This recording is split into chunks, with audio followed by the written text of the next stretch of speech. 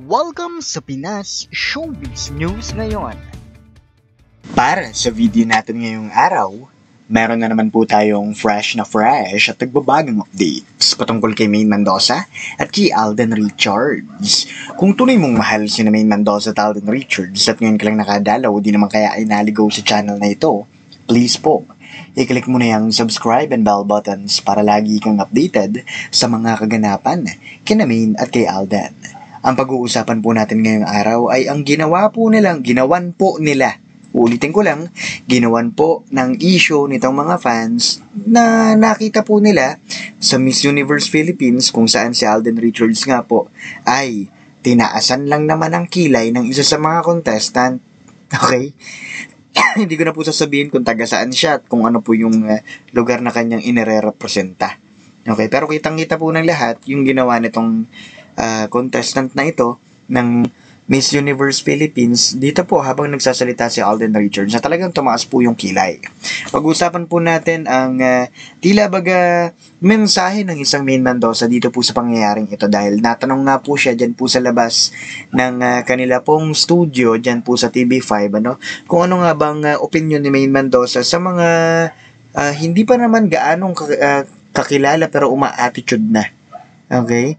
Marami nga pong netizens ang nagsabi na ito kasi may kinalaman sa pangyayari dito po sa ginawa po ng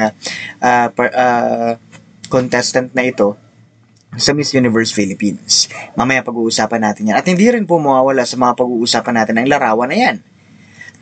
Kung saan may pagtanong pa nga po sila na yung totoo, ilang beses ka bumibisita kay Kat? Yun po yung kanilang tinatanong. Video po yan. Buti na lang, aware ang mga netizens, lalong-lalo na mga Aldo fans, kung saan po ang video na yan. Hindi po yan bahay ni Catherine Bernardo. Yan po ay bahay nila Dr. Vicky Bello. Okay?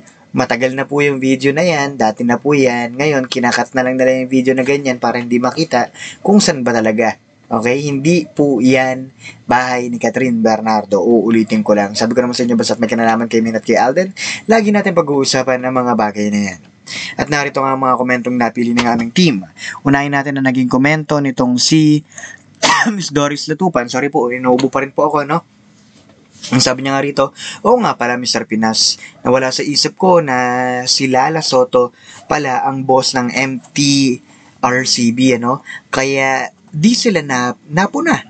And praying na sana ma-reach nyo na po ang 100,000 subscribers. Mga ka-true-blooded Aldab Nation, Support natin ang Pinas Showbiz News. This is the only trusted Aldab supporter. Nako, thank you po. At hindi po malayo, na napakadali po nating ma-reach yung 100,000 subscribers na yan. Konting-konti na lang naman po, nasa 92,000 na po tayo. Diba? Ilang libo na lang po yan. So, speaking of the support of Mengay, ang number one supporter ni Habi, kaya malayong pahintuin ito, sa work.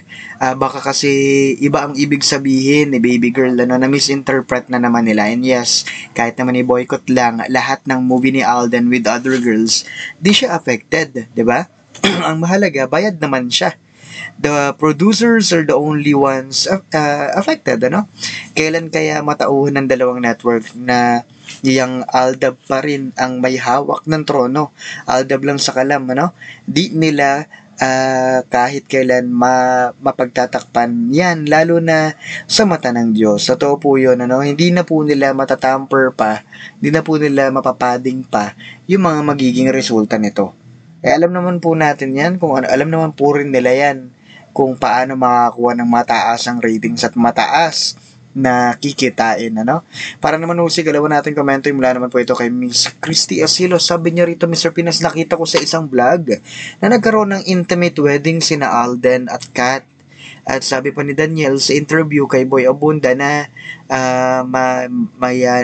may anak na si Kat at saka si Daniel, pati si Rubin. Sinabi rin na ang daming sarswela ni Alden at Maine. Gusto ko sanang isa-isain sa inyo lahat ng sinabi ninyo, pero ang masasabi ko lang po dito, fake news. Okay? Yan po ay fake news. Ibig kong sabihin, mali po ang impormasyon na ito. Wala pong katotohanan. Kung sino man po ang nagpapakalat at nagsasabi ng ganyang bagay, sabihan niyo po.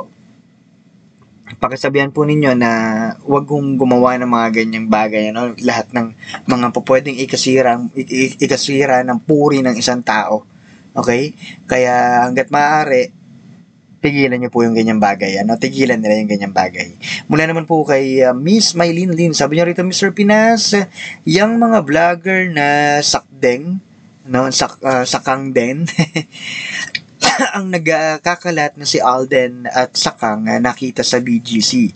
At yung suot na jacket daw ni Sakang kay Alden, ano, kasi malaki at may nagpatunay na si Alden at Sakang yon sa escalator na kasabay. Kaya itong mga vlogger ng Sakden tuwang-tuwa dahil may magandang ayuda na ipinakita. Mr. Pinas, yung vlogger na nag-push na ginawa pala ayuda si Alden sa mga uto-uto at paniwalain, ano, sakdeng push kay Alden, kaya ayuda na pala ang tawag, ano, doon. Well, totoo 'yun. Hindi ko kayo masisisi na ganyan po yung mga nakikita ninyo, na totoo naman, ano, na pagdating po sa promotion ng kanilang movie, syempre lahat gagawin po nila. Okay? Kaya wag po tayo magtataka sa ganung bagay. Sabi ko naman sa inyo paanong sila lang? Sino yung nagvi-video sa kanila? 'Di ba? Sino yung kasama po nila na maramihan?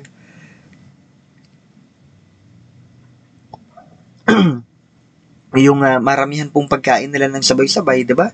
Hindi lang naman po si Alden at saka si Catherine ang nandoon. Ulitin ko lang, they are doing those things because of the movie.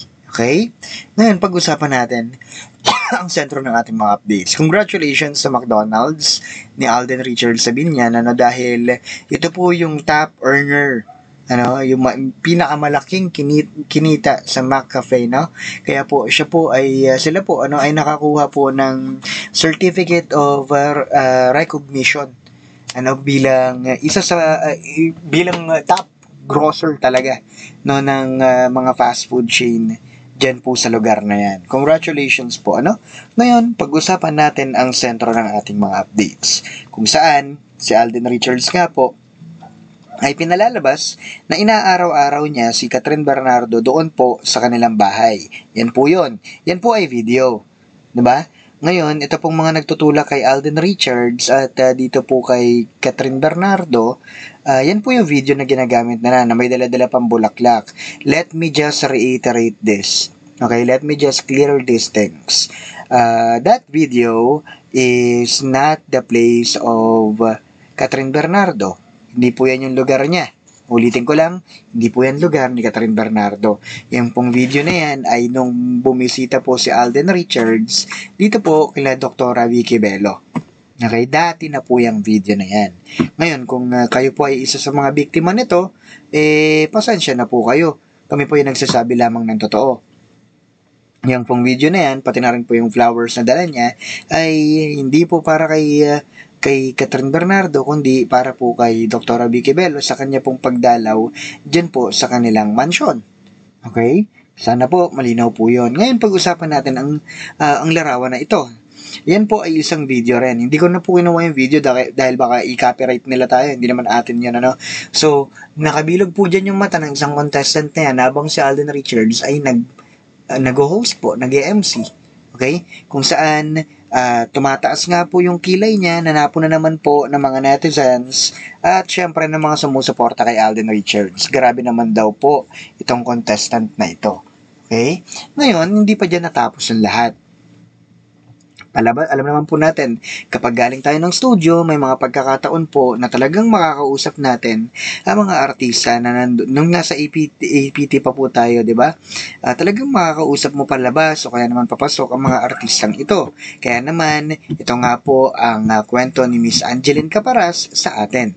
Sabi niya nga po sa atin, ano, ito raw pong si Maine Mendoza, no, ay natanong po ng mga umaten po sa studio nang pumapatungkol po sa mga sabihin na po nating mga taong hindi pa naman ganun kakilala sa industriya pero may attitude na. Okay? Sabi nga po ni Maine Mendoza, no, kung siya nga napagkakamalan pa na mata pobre, masungit, matabil ang dila, paano pa ang iba? Okay? Yun po yung sinabi ni Maine Mendoza na siya naman pong pinag-uusapan ngayon sa social media dahil ito raw pong komento ni Maine Mendoza ay timely, no? Nasa timing talaga ng batikusin po nila ito pong pangyayari sa Miss Universe Philippines. Okay? Sabi ko naman sa inyo, basta't may kinalaman kay Maine at kay Alden, pag-uusapan po natin ang mga bagay na yan, ano?